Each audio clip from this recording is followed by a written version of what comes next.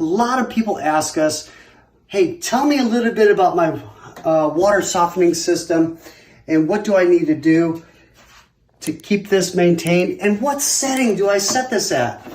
Well, the water comes into a filter here, goes through the filter, then it gets into the water softener, and we always want to make sure that we have enough salt in here.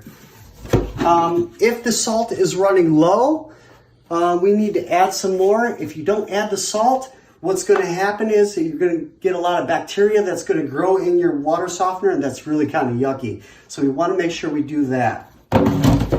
What setting do we like to have it at? Well, Denver Water sets a standard for water quality in Denver. And the amount of hardness that we need is going to be a 7. That's the magic number. Not too much, not too little. 7 is the magic number. You set it at 7, you're going to do just great. Another thing that if your system is not working and you're not feeling like, hey, I don't know about this, I'm not sure what's going on, I should call a professional. You could come over here and you can put the bypass on, and what that will do, it'll shut the system down, but you'll still have water throughout the house.